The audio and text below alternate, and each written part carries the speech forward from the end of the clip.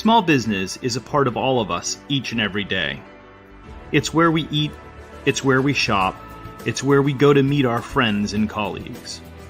In the wake of COVID-19, our small business community desperately needs our help. We must do our part to help our local communities to once again thrive. We must focus our attention on the small businesses that are the fabric of our great nation. SureUp is a network of small business owners, their employees, and local consumers all working in unison to support each other. By creating incentives for consumers to think local before considering regional and national providers to fulfill their needs, we create local job opportunities and rebuild our communities. In addition, through AI-driven tools and machine learning, in just 5 minutes a day, SureUp assists business owners in improving their social media presence, which enhances their visibility among consumers and levels the playing field so that local businesses can better compete with large, name-brand online competitors. When local businesses leverage the SureUp platform, full-time and part-time employees, whether W-2 or 1099, are rewarded with a variety of voluntary perks and member benefit options. These include discounts on the things people do every day, access to low-cost, subscription-based telehealth and teletherapy, discounted prescription drug plans, connection to exclusive Prosper resources, and so much more. All for less than the cost of a cup of coffee each day. The JumpStart Marketplace is here to support the health and wellness of individual employees, as well as the health of businesses in the local communities in which we live and work. We're all in this together, so join us as we reinvigorate our local community and improve the physical and financial health of working America.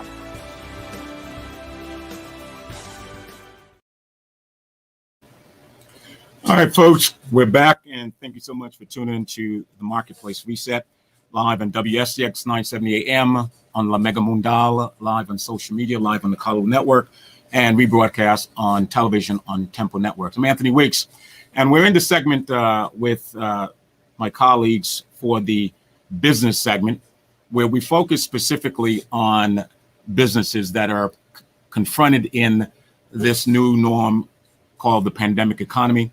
And today we have a show that's really designed specifically to really take a look at those challenges that these businesses are having, but more important, the solution that we will provide on this program to be able to have an opportunity to be able to share our insight and what are some of the things that you can do to help navigate and survive in this environment. So thank you so much. Let me bring in my colleagues. Let's see here. We have Chris, we have Terry, and we have Colin. How you doing, guys? Hi, Anthony. Good nice afternoon. To meet you. Hi, Fantastic. Chris. Yeah, good. Thanks. Good. You guys looking all dapper and dignified there?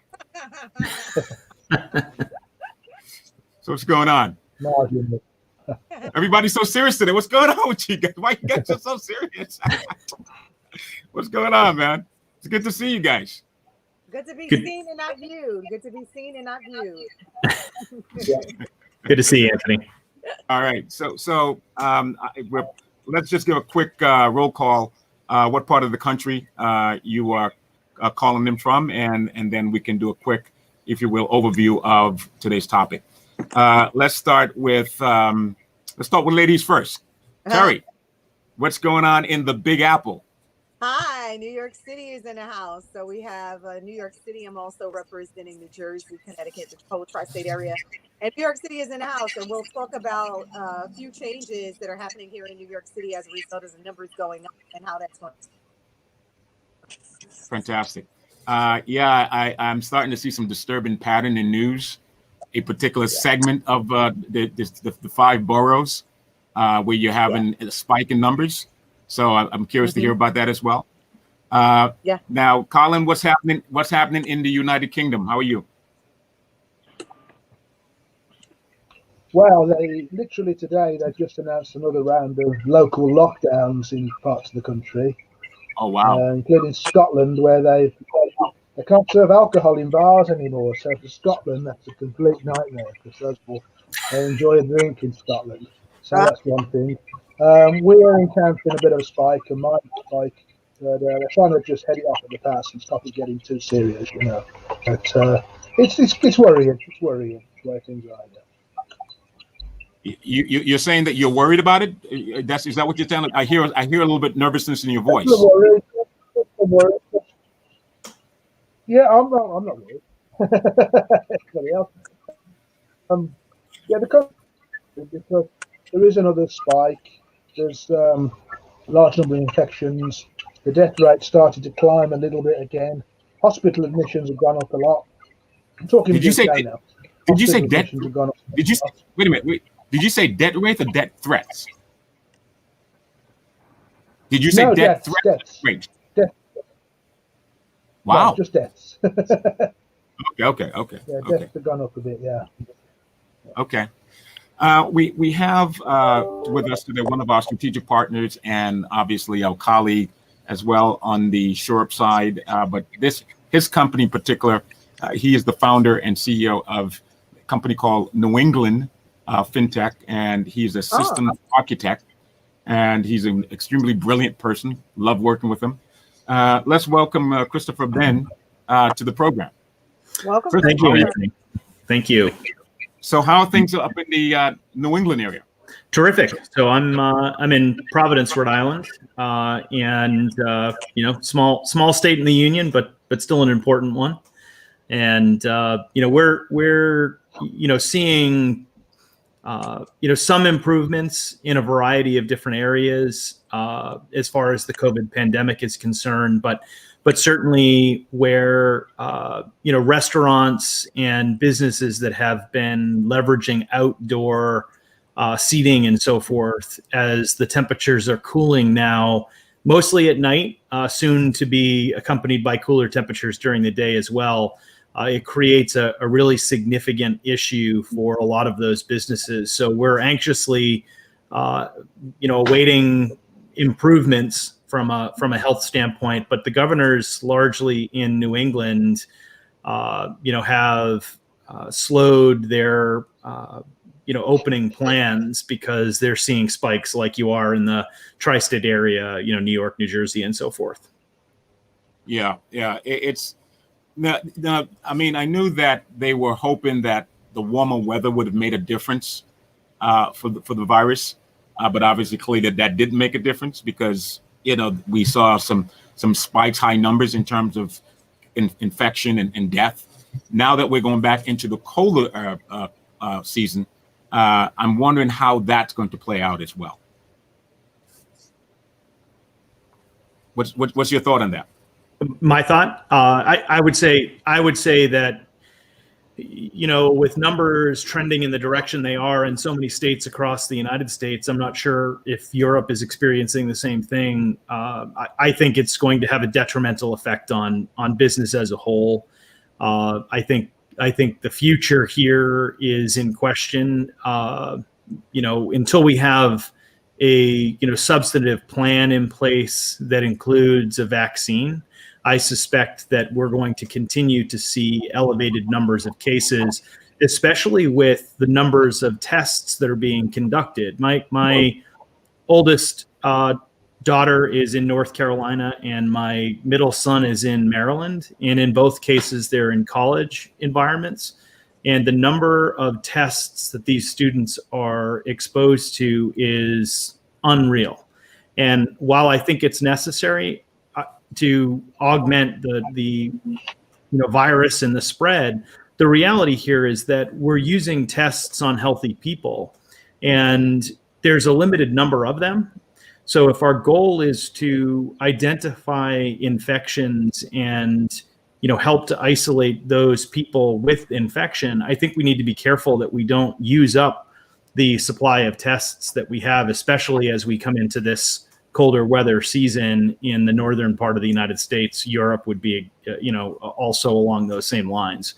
So I think we need to be really careful as we move forward. But I see numbers, the studies we look at, I see numbers trending upward in most of the states. I think at this point it's 38 of the 50 that have higher rates than they did 2 weeks ago.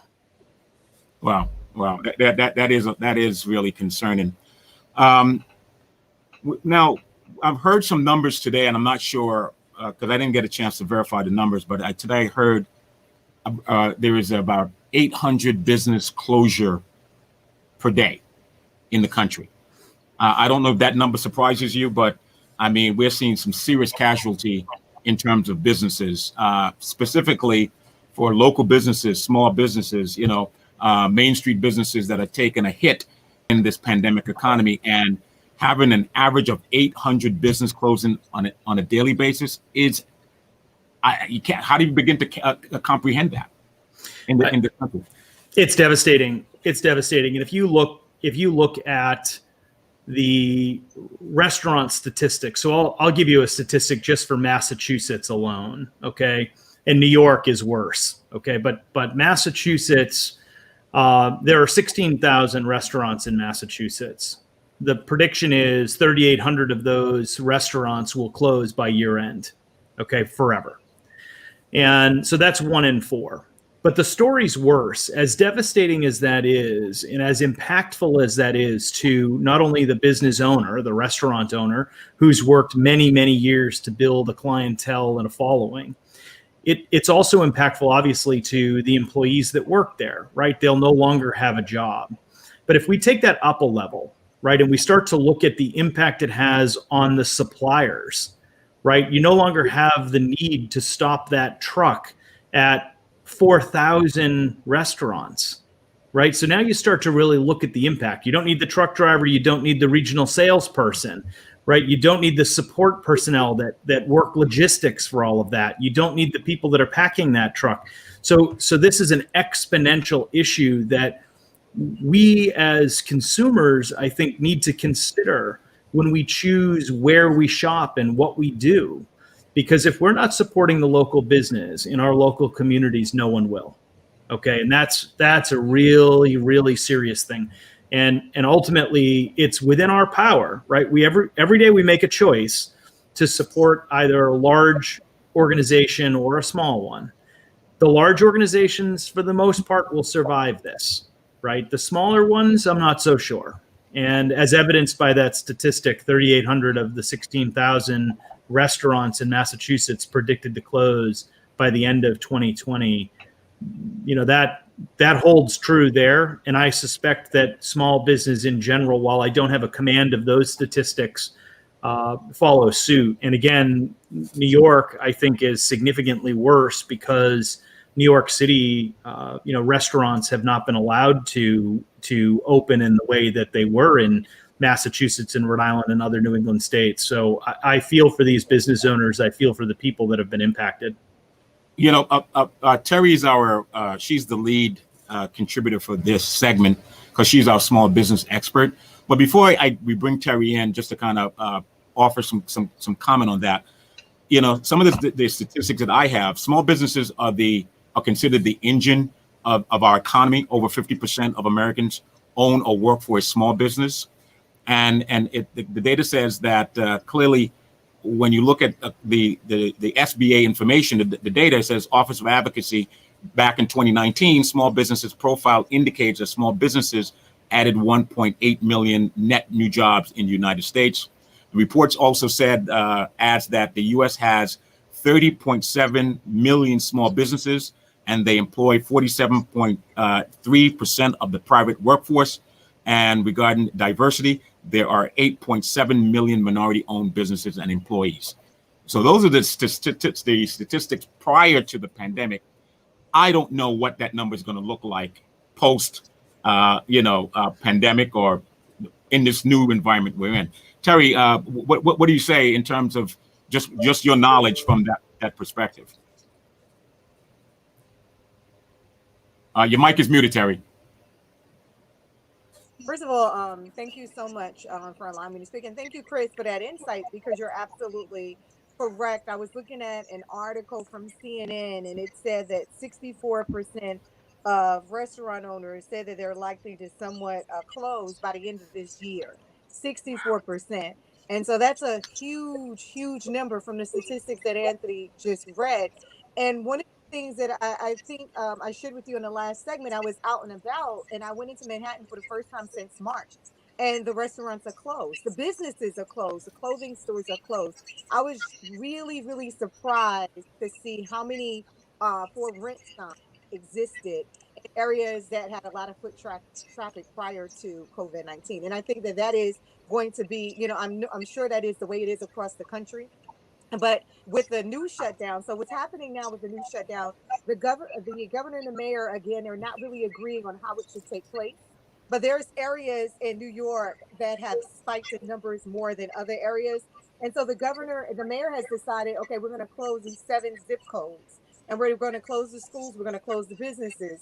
The businesses somewhat pushed back and said, listen, we're already struggling and we can't afford another shutdown. And so the governor, the mayor presented the plan to the governor, and the governor is kind of tweak it to make sure that if there's anything that could be done in those areas to save the businesses, because like we said, if 64% is closing by the end of the year, then that's a huge amount of revenue that's going to be lost. One thing that Chris said, it's a ripple effect, right? So if the businesses are closed, that means the workers don't have jobs. That means the owners don't have jobs. That means that the landlords that are collecting rent from those particular stores, the people that are driving the trucks to deliver to these stores, all of this is going to be affected by what's going on right now.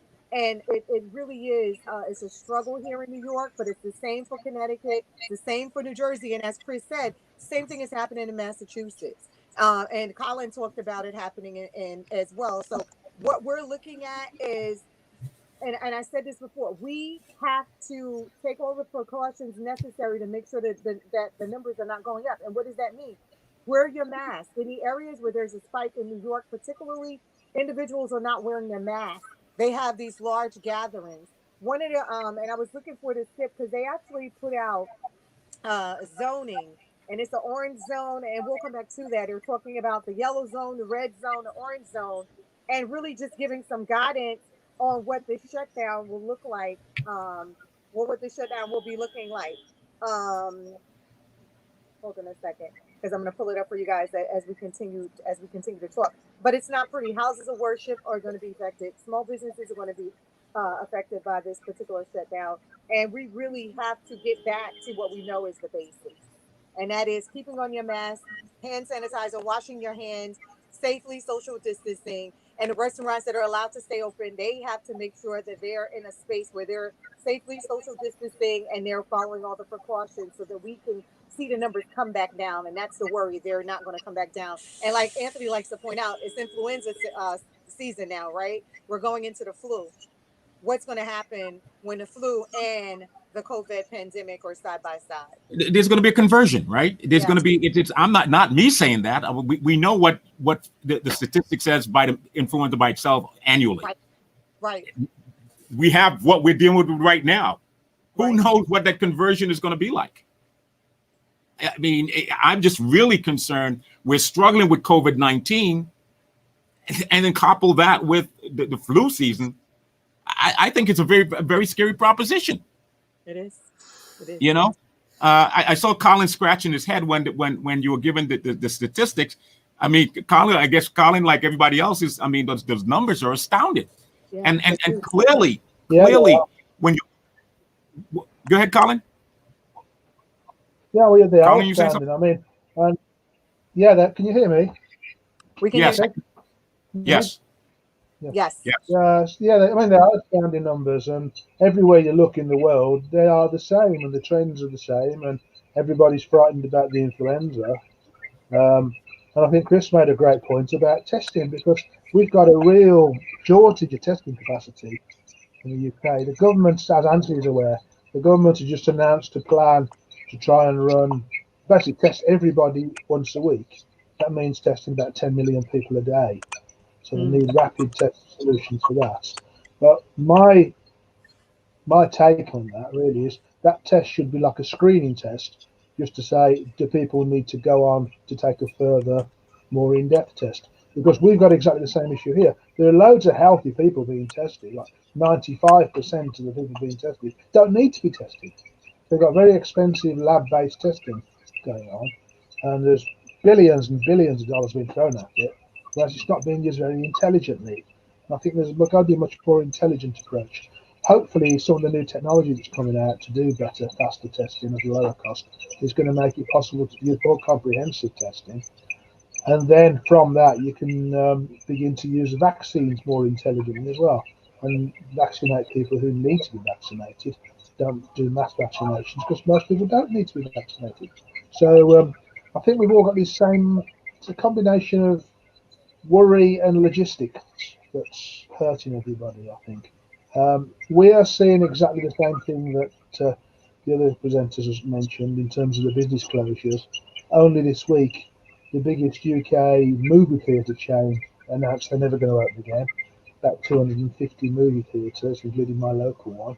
So there's absolutely no help at all coming to the entertainment industry, the arts, the movies, the theatres. No assistance at all for those people. They are just being left to fail.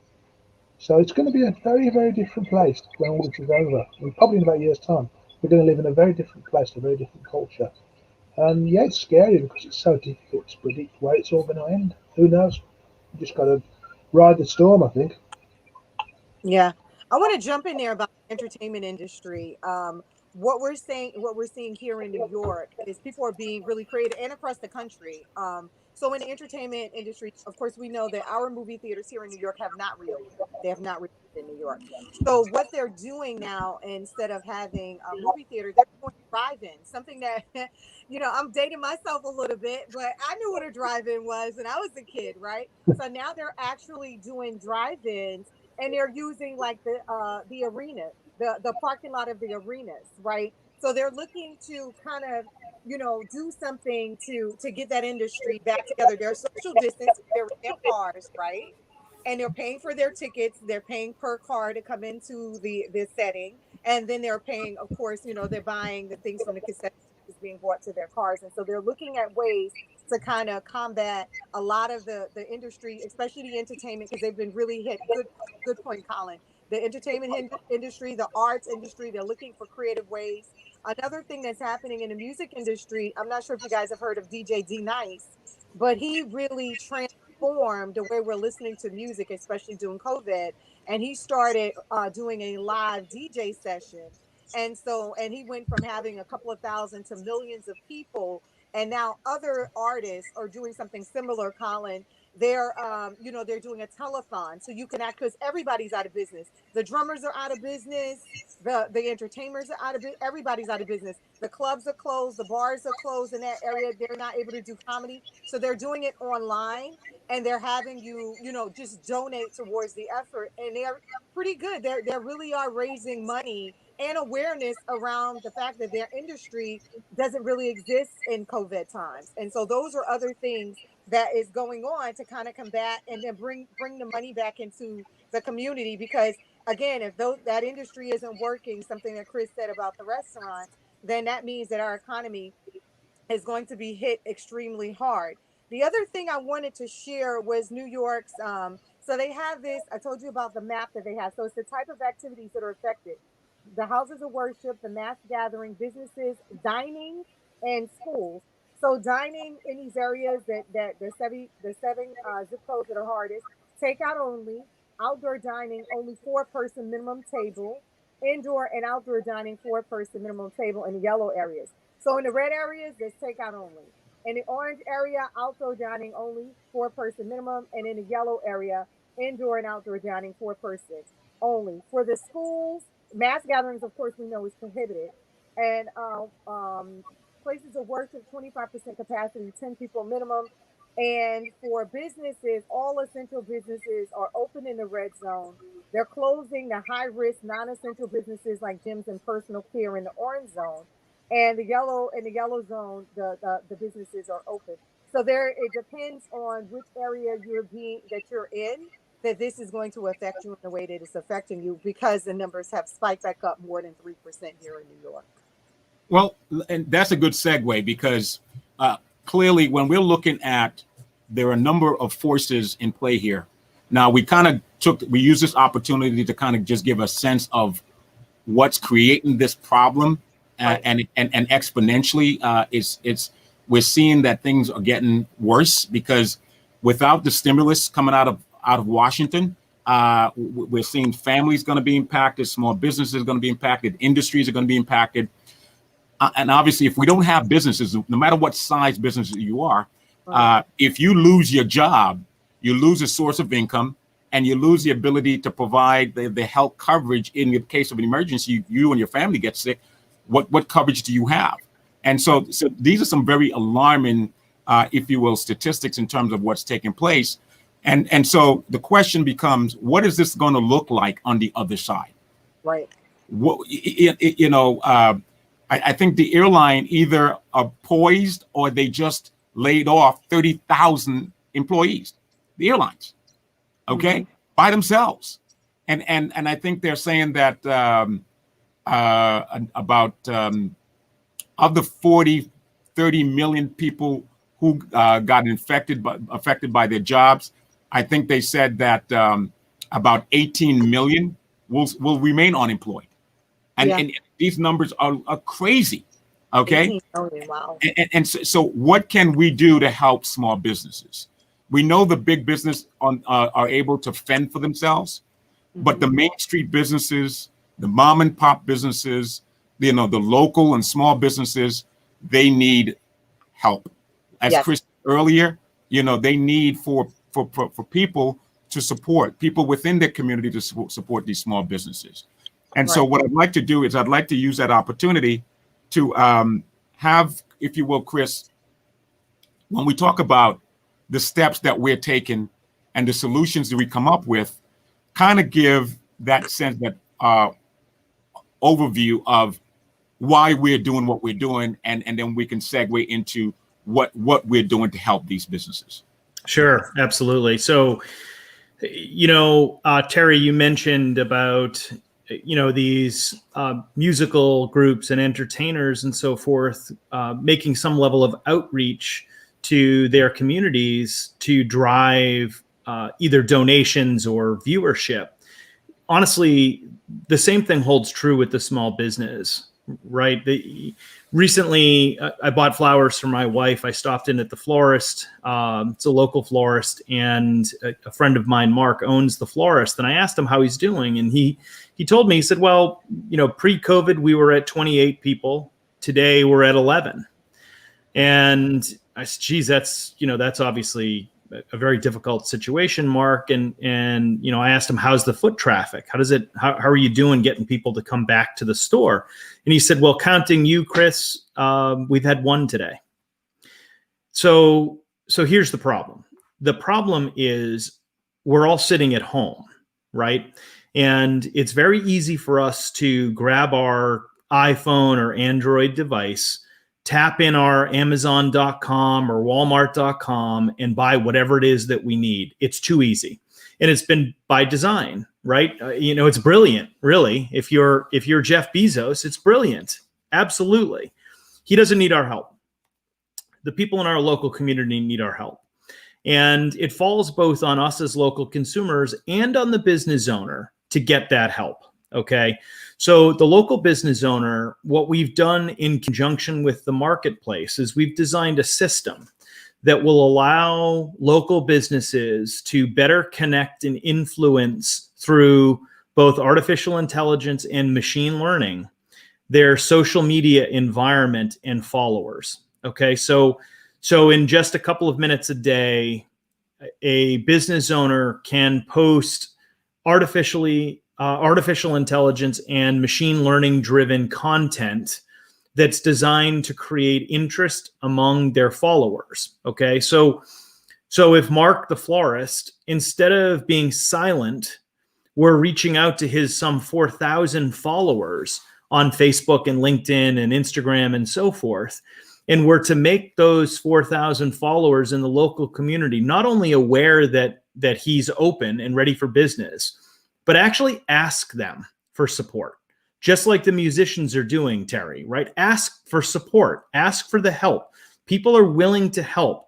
We just need to be aware of what we're doing. So instead of following the Jeff Bezos Amazon.com approach, where we look down at our iPhone or Android device and hope it arrives in 2 days, we'll prime it, quote unquote, right? if we're going to do that, we're going to make the choice not to support something local, right?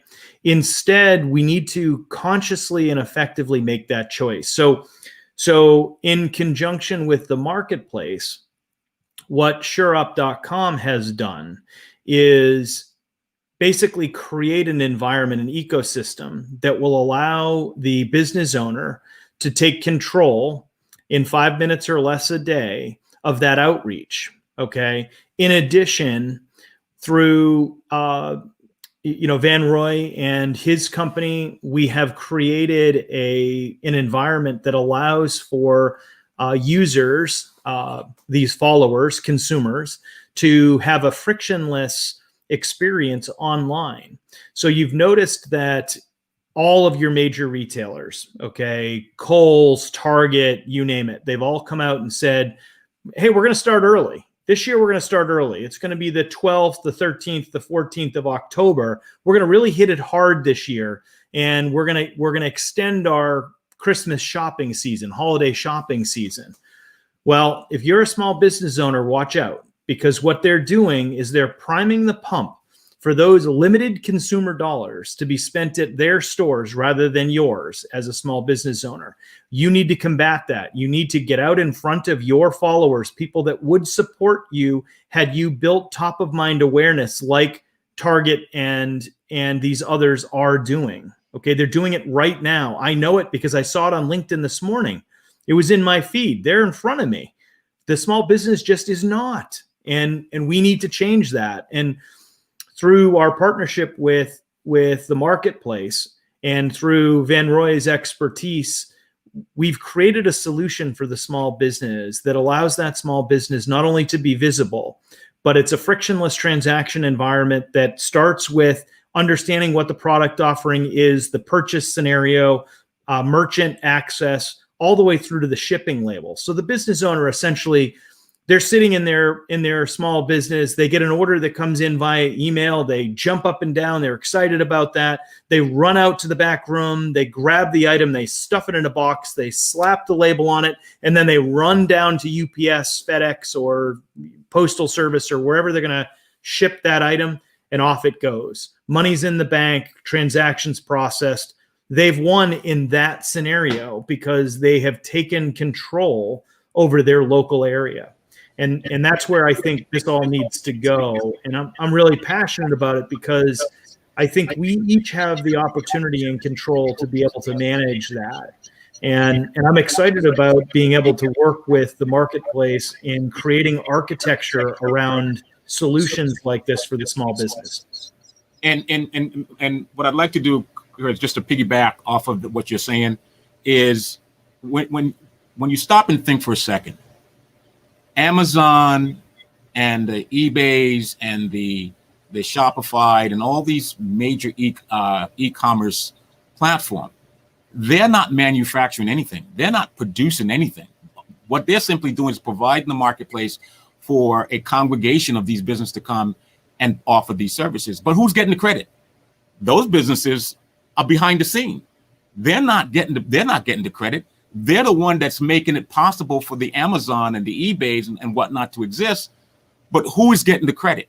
The credit is going to the big national e-commerce platform, and they're becoming enriched because they've provided. And there's nothing wrong with that.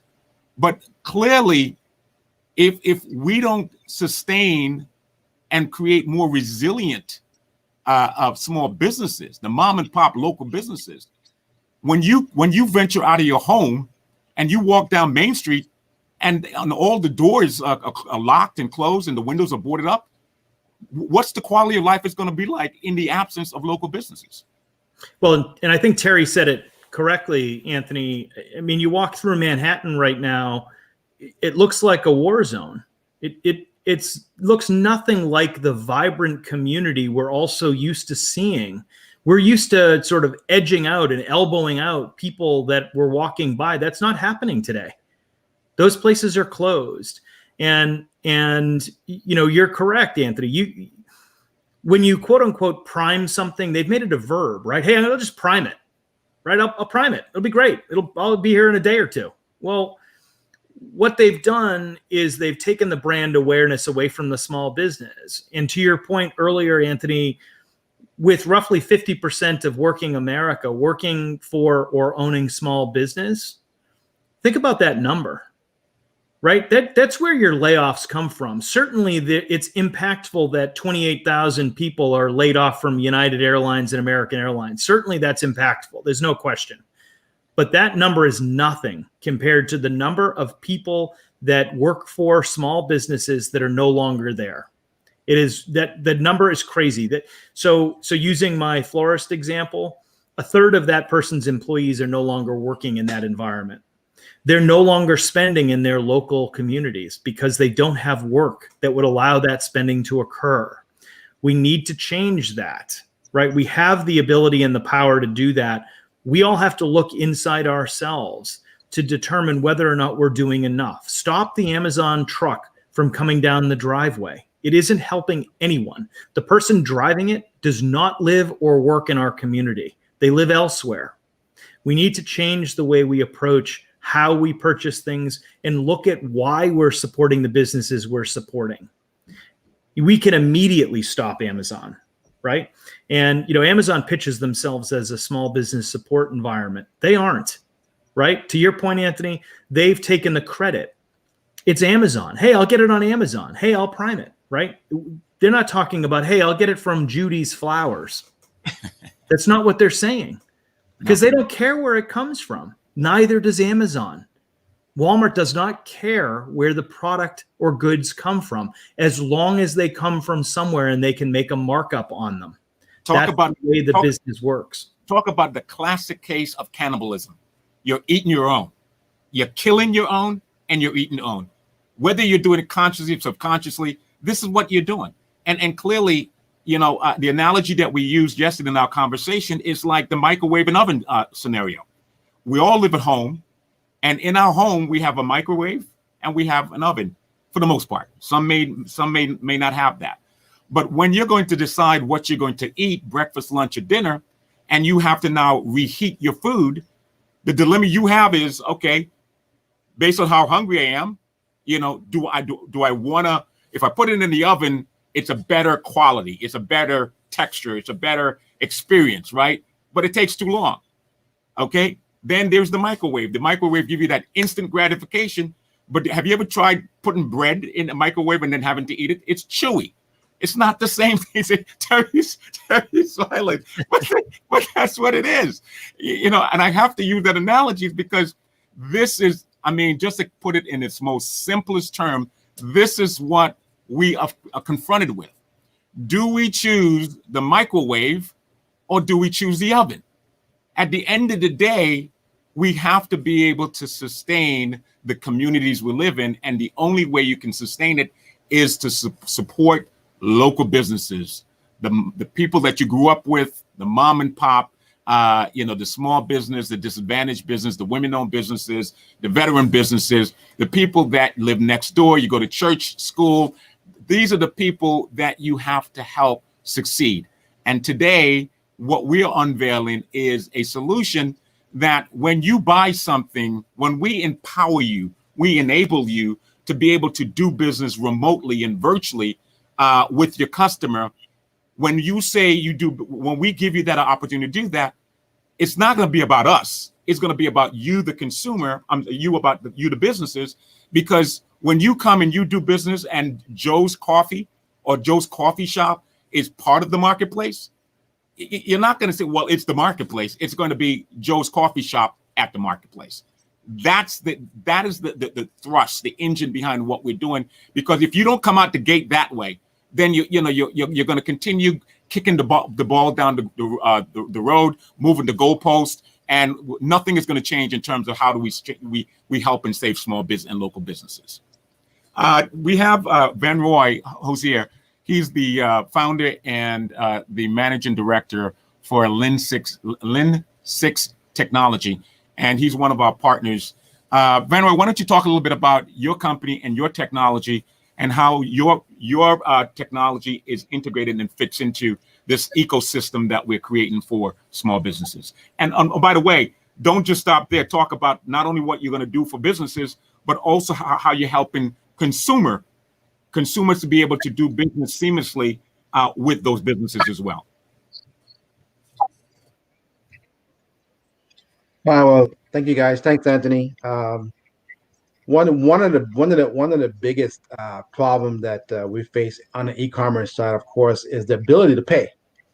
And based on what's happening right now between with Chris, SureUp, and the marketplace, is trying to level that playing field by giving people at least a place to go. Our task, of course, is in making that process easier. And Lean Six Technologies was formed based on the fact that we needed to be able to provide the technology that's needed to not only those who are unbanked or underbanked or underprivileged, but also those people who like the fact that easier is better, but they can get an easier, better experience at the same time. So we're in the position where we're trying to say, okay, well, now that we're in this post-COVID area, how can we get contactless, quick, easy, and still have the merchant integrated with experience with their customer?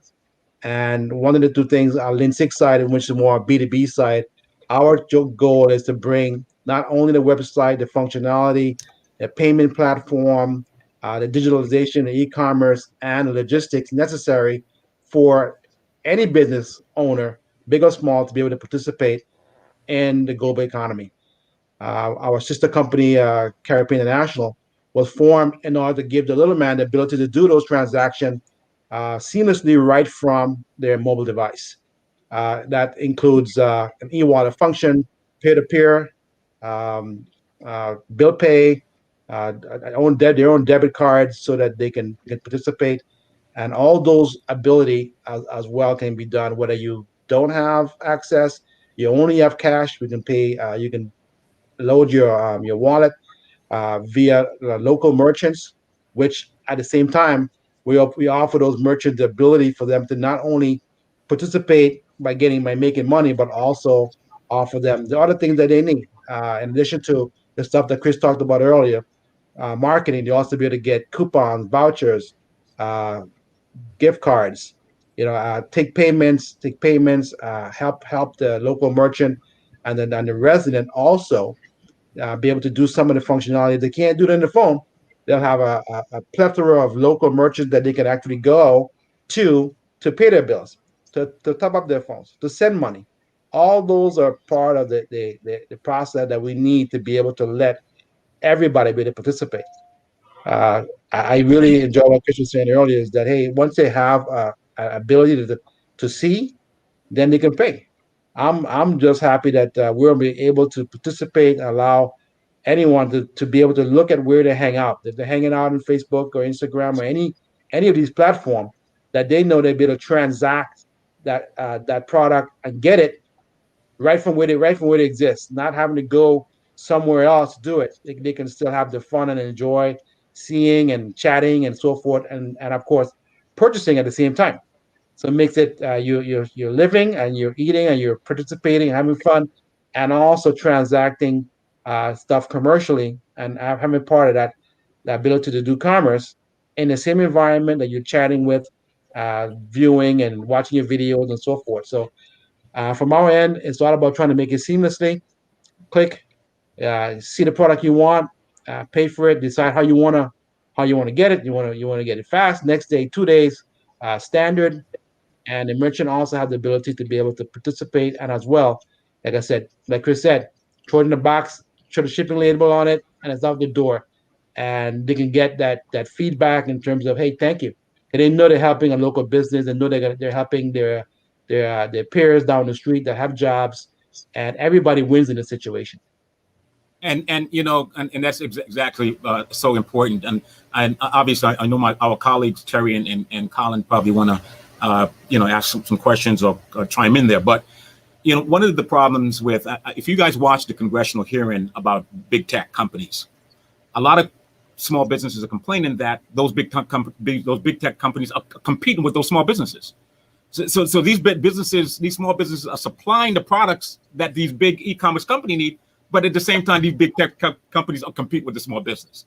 And so when the consumer goes to any of these platforms and they want a widget, okay, the 10,000 widget makers are competing for the same widget or the same customer. That system doesn't work. It doesn't help the small business, the local business. You know, a new system, the system in which we're designing, is going to change the dynamics of how the interaction between the consumer and that small business. And so the gateway, the marketplace, is the gateway, the entry point. So you are either, when a consumer comes to the marketplace, they're going to understand that we're gonna recognize the businesses that are supplying the product, or we're going to take the marketplace to that business. Okay, so it's either Joe's coffee shop at the marketplace in terms of featuring their products on the marketplace, or this show like QVC and the Home Shopping Network, that we take the marketplace to the business and help to jumpstart the business and their sales. Okay, and like Chris said, giving these businesses the ability to help better market their businesses through the advent of social media. Okay, and how social media is really sucking all the oxygen out the room, in terms of out competing television, radio, print, and all the other form of marketing. Also, give the ability for how do you come up with a plan to reopen your business and manage the COVID situation between customers and who has it, who doesn't, to safeguard your employee and to protect your customers as well. And of course, what Van Roy talks about is the fact that this is a technology. It's not just about the United States, but he designed a system that speaks, how do we give equitable attention to the Caribbean as well. Okay, that's the kind of technology to be able to help the unbanked. One of the things you get when you sign up with Lin 6, okay, and you're part of the marketplace as a consumer, you will be issued a Visa and a MasterCard. So you'll have your own. So for those who are not comfortable shopping online using their main primary bank account or whatever it is, you're going to have a card that is issued to you, a MasterCard or Visa card that you have, that's designed specifically for you to shop on that platform. And so these are some of the things that we're doing to be able to help small businesses. And to learn more, I invite you to go to www.jumpstarteconomy.us. That's our primary platform. And when you look below the television screen, it says your business at the marketplace. The two buttons, and you click on that will take you to the platform, and you'll see how the platform will work. So whether you are already on another e-commerce platform, whether you're on Lin 6 platform, whether you don't have a platform, the at the marketplace, your business at the marketplace, we will be in a position to help jumpstart your business, jumpstart your sales anyway. And so this is the kind of things that we're doing and we're excited about. Terry, Colin, anything you've heard so far that you'd like to weigh in on? Yeah, I think that's an amazing platform. What would be the cost to the small businesses to get onto the platform? And is this all merchandise? And so you'll be highlighting the merchandise at JumpStart. How does that work? Who are you directing that to? Who are you directing that to? I'm directing it to Von Roy. Okay, well, as far as the costs to participate, all the members that are on there, whether they're coming to the marketplace or through SureUp and the other affiliates, I guess it's less than a cup of coffee. So it's real cheap. We want to make sure that there was no financial barrier for anybody to participate. The value that you get and the cents per day that it probably will cost definitely would be saved based on one or two shipments instantly. Now, the reason I'm asking is because as a small business owners, what I'm finding now, a lot of my business owners are doing more with PayPal, Zelle, what are the other platforms? Venmo, Cash App. They're using all of these platforms. In the beginning, those platforms were very inexpensive. But now I'm getting complaints from small business owners that are using those platforms that it's a lot more expensive than it used to be. And so I'm just trying to get a better understanding for those that are out there and that are interested in Lens 6 on and having your business spotlighted on the marketplace to jumpstart your economy. I just wanted them to have an understanding of what the value well, of what they're getting. The true value when you really look at the platforms that you mentioned, Venmo, PayPal, and so forth, right? Those are purely transaction oriented platforms, right? They're driving the payment after someone's made the decision to make the purchase in the first place. Okay. The true value of the platform that we've built is that we're going to drive consumers in the local areas that surround these businesses. We're going to drive them to the business to make that purchase in the first place. So the goal is for less than a cup of coffee a day. The goal is to have these businesses take control of the outreach. They've got to be a part of the solution. It doesn't just come to them, right? They've got to be committed to working at their business and competing for the consumer, because as consumer dollars become significantly more limited, we have to be visible to those consumers in an effort to drive those transactions in the first place. And to your point, Zelle, PayPal, Venmo, all of these platforms, which started out to be low-cost providers in order to grab market share, what they've actually done is they've eliminated the profit margin on behalf of the business owner. You've seen that especially when you look at the restaurant business and businesses like DoorDash, right? Grubhub, right? They're eating into the profit margin of the restaurant in delivering the end product. And all good, right? They may not have made that sale in the first place had they not had DoorDash or Grubhub in the first place. But in the end, we need to consider the impact that these technologies and these solutions have on the small business in order to be a part of the solution rather than exacerbating the problem.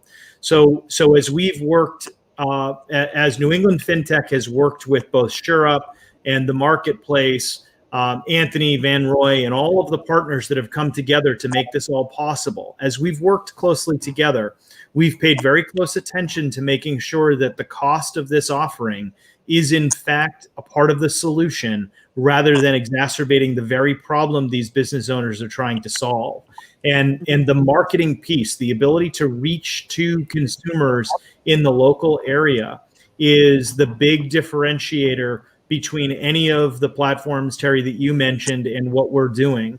It's got to start with outreach and awareness build on behalf of local consumers. We need to teach these people to get after supporting local businesses, or they simply won't have them to support. It's that simple. And I don't know how to put it any more plainly than that. It's a function of supporting your local friends and your community, the people that go to your church, like Anthony said. You sit now a few pews away as opposed to next to them, right? That's been a change that we've all embraced here in the COVID environment, but we're still there, right? And in most of the country, those gatherings are occurring, and you're seeing the impact that you might have on the local environment based on how many people are struggling. But again, it falls also on the business owner to make sure, like Terry, you said, about leveling the playing field and asking. If you're an entertainer, ask for the support. If you're a small business owner, ask. People are more than happy to support causes they believe in. And if they believe in small business and they believe in the employment that small business allows, and they believe in the patchwork of our communities, they'll support the local business. They just need to be reminded to do so over and over and over again. And that's a good note to end on. Unfortunately, we've come to the end. To be continued. Obviously, we're going to have to reinforce this. And so this is to be continued next week.